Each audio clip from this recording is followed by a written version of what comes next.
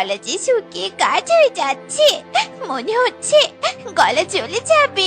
একটু পানি দাও না মা।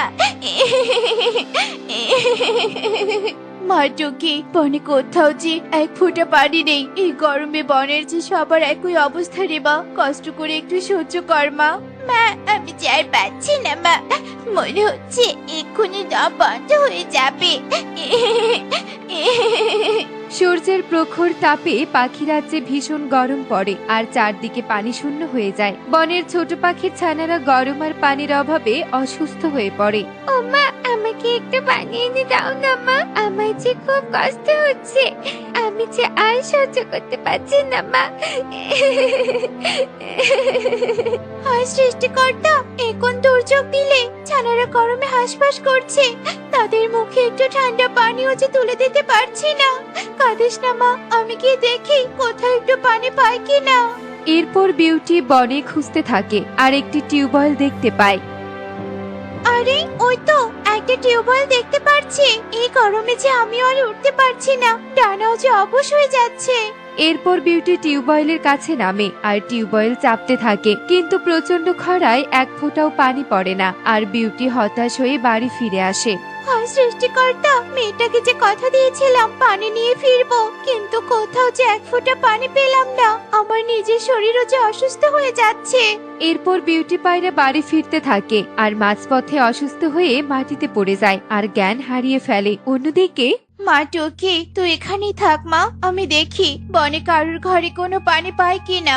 এসব বলতে বলতে টুনি উড়তে থাকে আর বেশ কিছুক্ষণ পর টুনির নিচে তাকিয়ে বিউটি পায়রাকে অজ্ঞান অবস্থায় দেখতে পায়। হায় হায়, এ কি?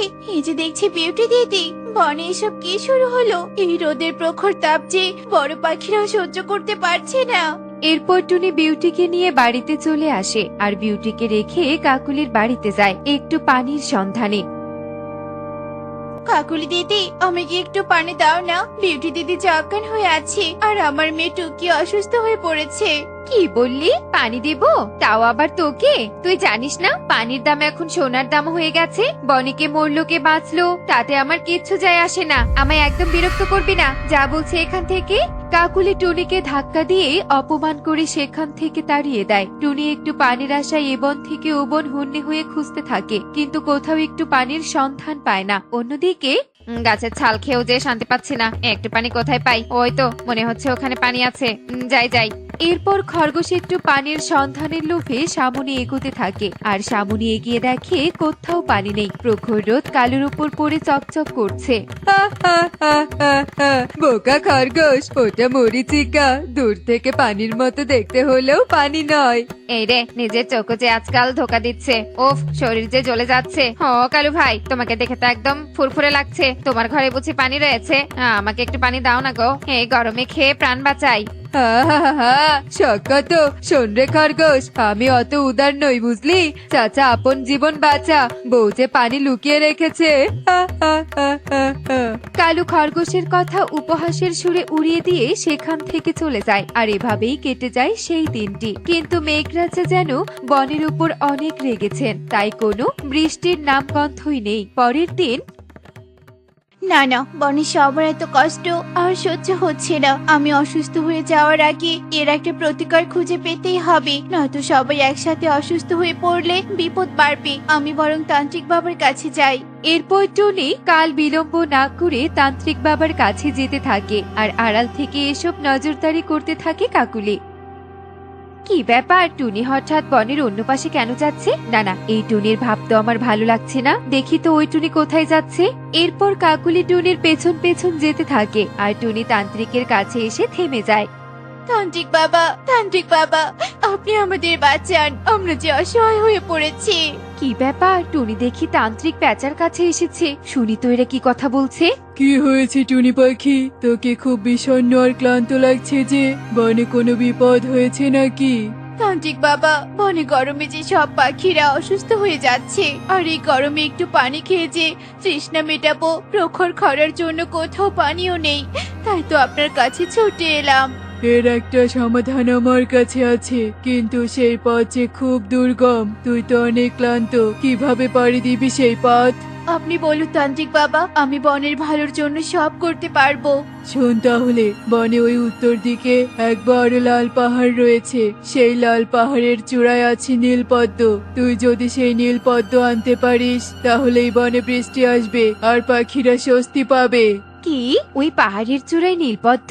না না, ওই নীলপদ্ম টুনি আনার আগেই আমাকে আনতে হবে, নয়তো টুনি বনে সবার কাছে মহান হয়ে যাবে। এ কথা বলেই কাকুলি সেখান থেকে চলে যায় আর পেঁচাতান্ত্রিক টুনিকে সেই নীলপদ্ম আনার কৌশল বলে দেয়। শোন টুনি, ওই নীলপদ্ম হলো মেঘরাজ্যের জাদুই ফুল। ওই ফুল তুই ভুল করেও খালি হাতে আগেই ধরবি না।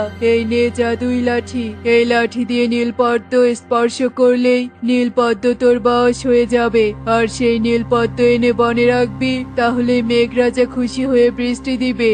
এরপর টুনি পেঁচাতান্ত্রিকের কাছে জাদুই লাঠি নিয়ে সেই লাল পাহাড়ের চূড়ার উদ্দেশ্যে যেতে থাকে আর পেছন পেছন কাকুলিও যেতে থাকে। না টুনি, তুই থেমে গেলে চলবে না। তুই থেমে গেলে যে তোর ছানার নিঃশ্বাস থেমে যাবে, বনের পাখিরা সব মরে যাবে। যত কষ্টই হোক, তোকে এই পথ পাড়ি দিতেই হবে। চল টুনি চল, যত বিপদ হবে সব তোর উপর দিয়ে যাবে আর আমি হব ওই নীলপদ্মের মালিক আর বনের সবার কাছে ভালো হব আমি। এরপর টুনি অনেক কষ্টে সেই লাল পাহাড়ের চূড়ায় পৌঁছায় আর লাল পাহাড়ের চূড়ায় নীলপদ্ম একদম জলজল করতে থাকে আর সেই নীলপদ্ম দেখে কাকুলির চোখ লোভে চকচক করে ওঠে। ওই তো নীলপদ্ম। যাই, তাড়াতাড়ি ওই নীলপদ্ম নিয়ে বনে চলে যাই। এরপর টুনি যেই না নীলপদ্মের কাছে যায়, অমনি কাকুলি টুনিকে ধাক্কা দিয়ে ফেলে দেয় আর অট্ট হাসিতে মেতে ওঠে।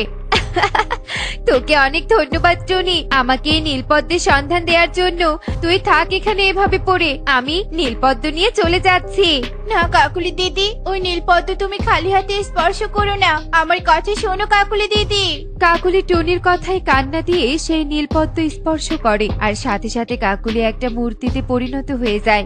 এ কি হলো? কাকুলি দিদি যে পাথরের মূর্তিতে পরিণত হয়ে গেল। হায় সৃষ্টিকর্তা, কাকুলি দিদি যদি আমার বারণ শুনতো, আজ এমনটা হতো না। এরপর টুনি জাদুই লাঠি দিয়ে নীলপদ্ম স্পর্শ করে আর নীলপদ্ম টুনির বশ হয়ে যায় আর টুনি সেখান থেকে নীলপদ্ম নিয়ে বনে চলে আসে। আর অন্যদিকে কাকুলি তার করা খারাপ কাজের জন্য শাস্তি স্বরূপ লাল পাহাড়ি মূর্তি হয়ে থাকে। নীলপদ্ম, নীলপদ্ম, এই বনে বৃষ্টি ঝরাও। বনের সবাই যে আকুল হয়ে আছে এক ফোঁটা বৃষ্টির জন্য। টুনি নীলপদ্ম বনের মাটিতে রাখার সাথে সাথে ঝুম বৃষ্টি শুরু হয়ে যায় আর সব পাখিরা বাহিরে বেরিয়ে আসে। বৃষ্টির পানি পেয়ে তারা যেন নতুন জীবন ফিরে পায় আর সবাই অনেক আনন্দ করতে থাকে। তুমি যে অসাধ্য সাধন করেছো মা, আমার জীবনে আবার নতুন প্রাণী সঞ্চয় করেছো। তুমি না থাকলে যে আমরা সবাই মরে যেতাম। এরপর সব পাখিরা মনের সুখে বৃষ্টিতে ভিজে আনন্দ করতে থাকে আর কাকুলি তার শাস্তি স্বরূপ লাল পাহাড়েই মূর্তি হয়ে পড়ে থাকে। তো বন্ধুরা, দেখলে তো পরোপকারী প্রকৃত সুখ আর হিংসায় শুধু নিজেরই ধ্বংস হয়। এমনই সব মজার মজার শিক্ষণীয় টুনি পাখির গল্প পেতে আমাদের সাথেই থেকো আর গল্পটি কেমন হয়েছে তা কমেন্টে জানাতে ভুলো না কিন্তু। Bye bye.